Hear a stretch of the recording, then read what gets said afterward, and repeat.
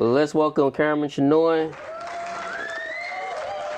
top 8 North American International Championship 2025. New Orleans, Louisiana. Zoroark.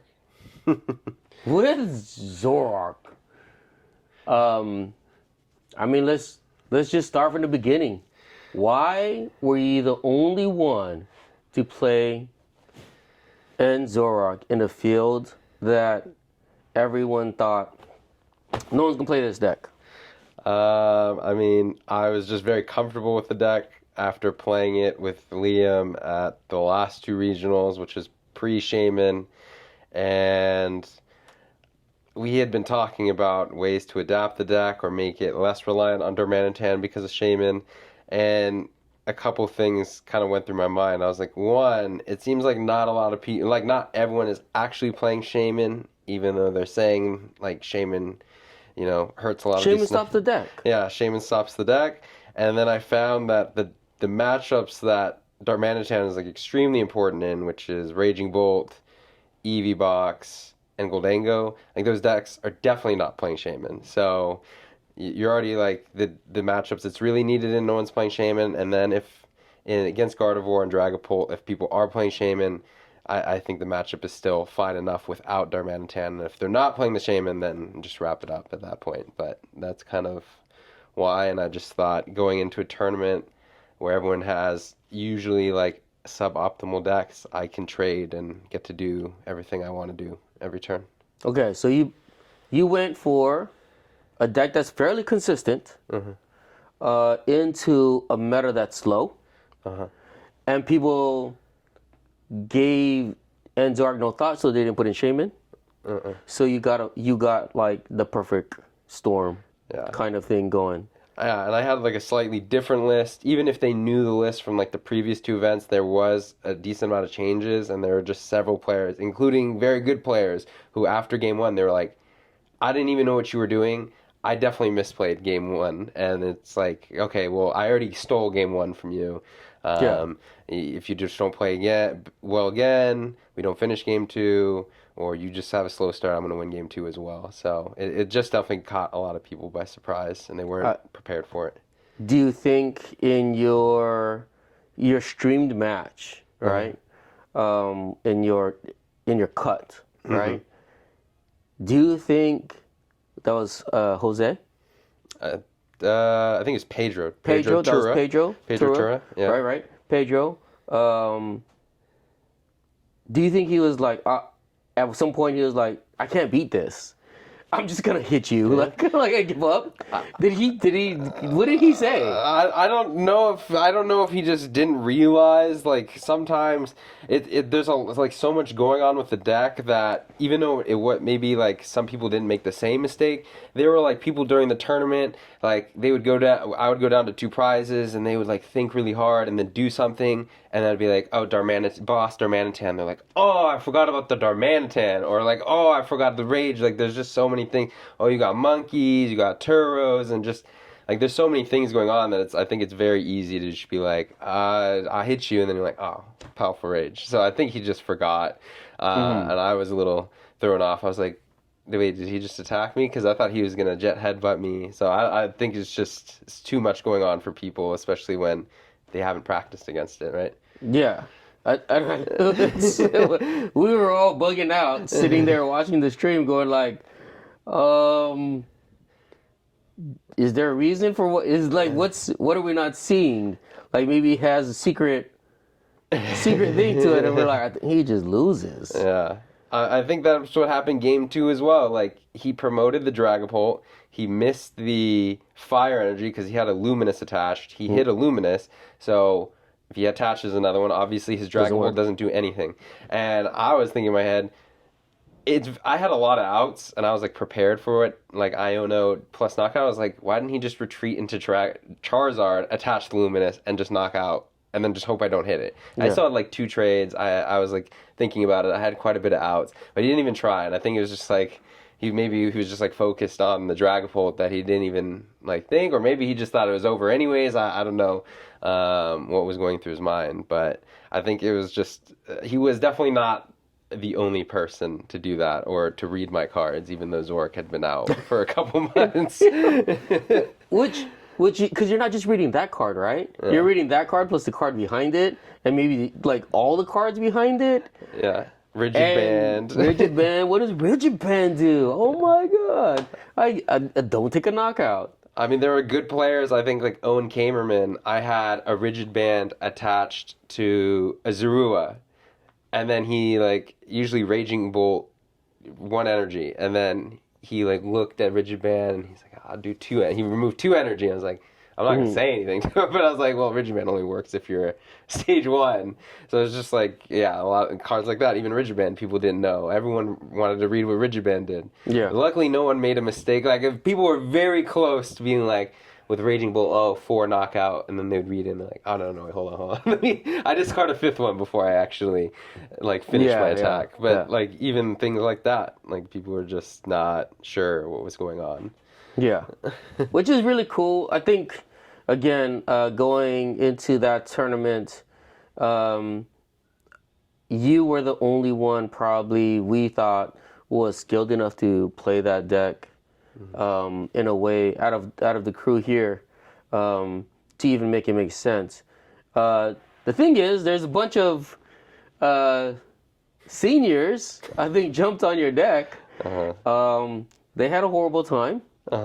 They didn't do so hot, and I don't know if it was. And I think the difference between masters and juniors, right? And then here's where we start to see like not just skill difference, but time when you put experience behind the deck, and you take the time to like make it work, and then you know the lines, right? And then you can see new lines come. It's different than like picking up a good deck. I mean, here's because I picked up that same deck, like not the exact same deck, but I picked up the deck in Atlanta, and I played 5 games with it. And at the end of those 5 games, I was like, oh yeah, this is the skill base level on Zoroark is way too high for like someone who doesn't play very often. Yeah. So if you just pick up the deck within a week, or even maybe 2 weeks, that you might not have gotten enough matches to know what to do. Yeah. So I don't know, but I don't think it's a very good play into Worlds. Do you? I mean, it might be. I mean, it can be. You just have to play a lot, and it feels like very different than the other decks. Because when I was testing it with people, and even when I was playing in the tournament, people were just like, "Oh, so you're just gonna hit me for 170 like every turn?" And I'm like, "Yeah." And then you just kind of, it's almost similar to what I think Wolf Glick, who he's like the best player in VGC, he's really good at doing. He just kind of like puts himself in a good position and makes the right play every single time. And it's just about positioning your board and like retreating, Turoing, Monkey Dooring, Ionoing, and then like after a couple turns of just hitting them for 170 and their damage didn't stick, or they're like scared to put too much damage on you. Yeah. And, like after a couple turns, they're just like, oh, I'm in a losing position, and all you're doing is hitting 170, and it's like really weird. It's like really weird how you get to these board states. I mean, in game 2 against Pedro Tura, he took the first prize, and I didn't have a great board, and then he didn't like take another prize until the rest of the game, because you can just like retreat, heal, Iono, and a lot of decks just kind of fizzle out after a while. Yeah.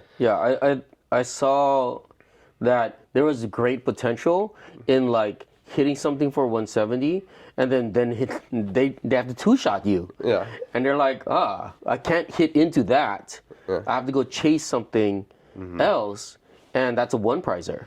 And it's almost different than I was thinking about. It's very different than like, it's almost like reverse of all the other decks, where a lot of the times like the draw engine are like the Fez are the liabilities, and they're 2 prizes.